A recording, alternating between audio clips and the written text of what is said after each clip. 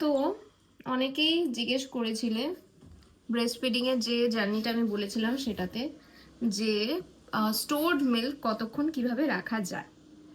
আচ্ছা, ফার্স্টে আরো তার সাথে অনেকে জিজ্ঞেস করেছিল যে আমার বেবি ফর্মুলা মিল্ক খায় নাকি ব্রেস্ট মিল্ক খায়। তো এখন ও যেটা খাচ্ছে সেটা হচ্ছে ব্রেস্ট মিল্ক এক্সপ্রেস করা ছিল ফ্রিজে, সেটা এখনো ফিডারে খাচ্ছে। আমি জেনারেলি যেটা করি সেটা হচ্ছে যখন আমার কাজ থাকে তখন আগে থেকে এক্সপ্রেস করে রাখি, অ্যান্ড যেদিনকে আমার 7-8 ঘন্টা বা 10-12 ঘন্টা বাইরে থাকতে হয় সেদিনকে অবভিয়াসলি ও ফর্মুলা মিল্কও খায়, যখন ব্রেস্ট মিল্ক শেষ হয়ে যায়, স্টোরড যে মিল্কটা থাকে সেটা শেষ হয়ে যায়।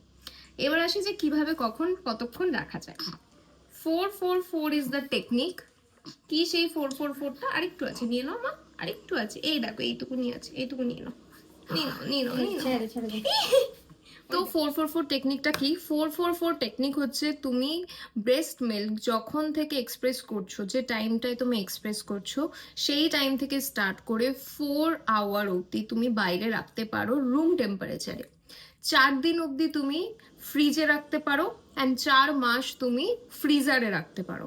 ফ্রিজারে ফ্রিজ করে 4 মাস রাখতে পারো, ফ্রিজে নর্মাল যে টেম্পারেচার থাকে ফ্রিজের টেম্পারেচার সেটাতে 4 দিন রাখতে পারো, অ্যান্ড রুম টেম্পারেচারে তোমরা 4 ঘন্টা রাখতে পারো। এটা হচ্ছে নিয়ম। আর কিছু কিছু ছোট্ট ছোট্ট টিপস অ্যান্ড ট্রিক্স আমি বলে দিই। না জানাটা কোনো ঘটনা না, আমি নিজে কাজ করতে করতে ওর সাথে ডিল করতে করতে শিখেছি। আমাদের ডাক্তার একটা মানে একদম মানে কি বলবো গোল্ডেন লাইন বলেছিল ফার্স্ট ডেতে, সেটা হচ্ছে your baby is your best teacher. সে যেভাবে রিয়াক্ট করবে, সে যেটা যেটা করবে তার সাথে সাথে তোমরা শিখতে থাকবে। তো একদম ঠিক কথা, অ্যান্ড সেভাবেই আমরাও শিখেছি। সেটা হচ্ছে যে যখন তুমি একটা মিল্ক দিচ্ছ, সেটা এক্সপ্রেস করা তোমার ব্রেস্ট মিল্ক হোক কিংবা ফর্মুলা মিল্ক হোক, যেটাই হোক না কেন, বেবি যখন একবার সেই ফিডারটায় মুখ দিচ্ছে তারপর 1 ঘন্টা তুমি সেটাকে রাখতে পারো। 1 ঘন্টার মধ্যে তোমাকে মিল্কটা শেষ করতে হবে, আদারওয়াইজ ওই মিল্কটা ফেলে দিতে হবে। ওকে, এটা কিন্তু খুব খুব খুব একটা ইম্পর্টেন্ট জিনিস, কারণ আমি নিজে এই ভুলটা করেছিলাম অ্যান্ড আমাদের কিন্তু প্রবলেম। আমার বেবির ইয়েতে আসি তার আগে বলে দিই, এটা সম্পর্কে অনেকে জানতে চাইছো। দি বেস্ট আমার কাছে বেবি হাগের রয়েছে, আমার কাছে ফিলিপস অ্যাভেন্টের যেটা খুব ফেমাস সেটা রয়েছে, ফিলিপস অ্যাভেন্টের এয়ার রয়েছে, ফিলিপস অ্যাভেন্টের নন কলিক রয়েছে। নাথিং মানে লাইক দিস, কারণ এটা পুরোপুরি মাদারের যে ব্রেস্ট সেটাকে রেপ্লিকেট করেই তৈরি হয়েছে। এটা হচ্ছে বেবি ফরেস্টের, ভীষণ ভীষণ ভালো, এত সফট, খুব ভালো, মানে হাইলি রেকমেন্ড করবো। অ্যান্ড একদমই স্পন্সার্ড ভিডিও নয়, হাইলি রেকমেন্ড করবো, নিজের টাকায় কিনেছি। ওকে, চলো নেক্সট যেটা বলবো সেটা হচ্ছে, অনেকে জিজ্ঞেস করেছো তুমি যখন কাজে বেরো তখন কিভাবে ম্যানেজ করো বা কি হয় বা তোমার বেবি কি করে। তো আমি যেটা করি, পাম্প করে রেখে যাই মিল্ক। পাম্প করে রেখে যতক্ষণ অবধি সেই মিল্কটা রয়েছে, মানে যতক্ষণ আমি ধরো সাপোজ আমি 2 ঘন্টা 4 ঘন্টা বাইরে রয়েছি, তো সেই রকম সাফিসিয়েন্ট মিল্ক ফ্রিজে থাকে।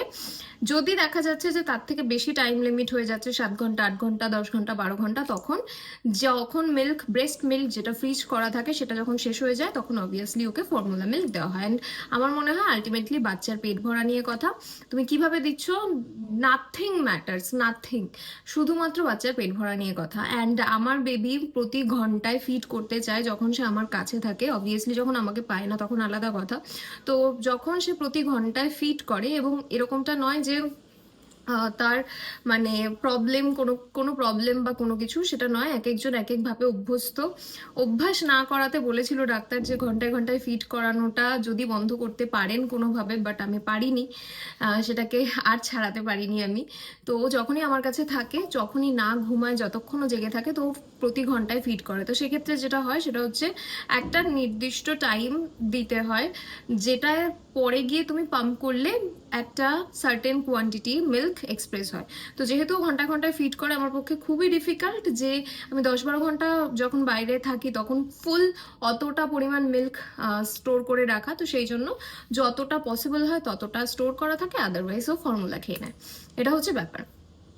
নেক্সট আর অনেক কোয়েশ্চেন তোমরা করেছিলে, আমি ভুলেও গেছি, এই কমেন্টের এই ভিডিওর নিচে তোমরা জানিও যে যদি আর কিছু তোমাদের জানার থাকে তাহলে আমি ট্যাগ মানে বলে দেবো।